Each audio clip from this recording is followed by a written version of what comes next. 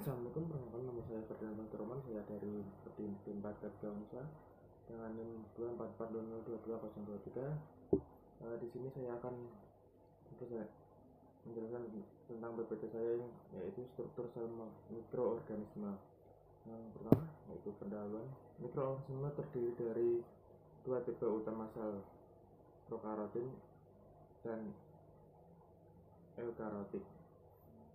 Struktur sel mikroorganisme menentukan fungsi dan perannya dalam kehidupan. Dan ini memahami struktur sel penting untuk pengembangan aplikasi di berbagai bidang. Yang kedua, sel prokaryotik, yaitu tidak memiliki membran inti sel. Yang kedua, komponen utama yaitu dinding sel membran dinding sel memberikan bentuk dan perlindungan. Yang ketiga yaitu membran plasma, mengatur transportasi molekul. Yang keempat adalah sitoplasma, yaitu tempat metabolisme berlangsung.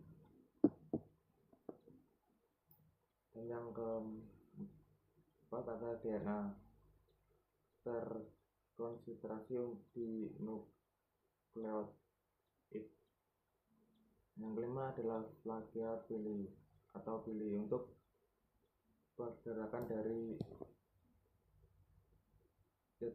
pergerakan dan adhesi. Yang selanjutnya sel eukaryotik, yaitu yang pertama memiliki sel membran inti sel, yang kedua komponen utama, yang ketiga membran sel, yaitu membran sel mengatur transportasi molekul, dan yang keempat nukleus, yaitu mengandung DNA dan mengontrol aktivitas sel. Yang kelima yaitu organel, termasuk mitokondria, ribosom, plasma, dan aparatus Golgi. Yang keenam adalah sitoplasma, cairan, yaitu cairan yang mengandung organ signal dan molekul penting. Perbedaan prokaryotik dan eukaryotik, yaitu yang pertama prokaryotik, yaitu yang pertama tidak memiliki nukleus, yang kedua DNA berbentuk sirkular, yang ketiga tidak memiliki organel membran. Ini adalah eukaryotik, yang pertama memiliki nukleus, dan yang kedua DNA berbentuk linear, yang ketiga memiliki organel membran seperti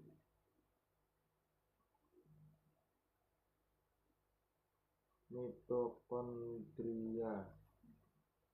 Yang kedua adalah struktur sel mikroorganisme, yaitu yang pertama virus, yang kedua non selular terdiri dari kapsid dan material genetik DNA atau RNA. Yang ketiga jamur, yaitu sel eukaryotik dengan dinding sel dari chitin. Selanjutnya ada protozoa, sel eukaryotik tanpa dinding sel sangat motil. Selanjutnya adalah alga, sel eukaryotik dengan kloroplas untuk yang selanjutnya adalah aplikasi memahami struktur sel.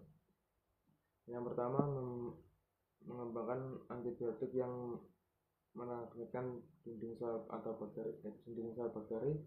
Yang kedua, teknologi rekayasa genetik dengan manipulasi DNA mikroorganisme. Dan ketiga, pemanfaatan mikroorganisme dalam produksi energi dan pengobatan ilmiah. Yang keempat adalah penemuan vaksin dan keterampilan berbagai seluler. Untuk kesimpulannya yaitu struktur sel. Yang pertama, untuk struktur sel mikroorganisme bervariasi, antara prokaryotik, eukaryotik, dan non-selular virus. Yang kedua, memahami struktur sel penting untuk mempelajari fungsi, peran, dan aplikasi mikroorganisme. Yang ketiga, ilmu ini menjadi dasar bagi inovasi di bidang kesehatan, industri, dan lingkungan. Sekian dari saya. Assalamualaikum warahmatullahi wabarakatuh.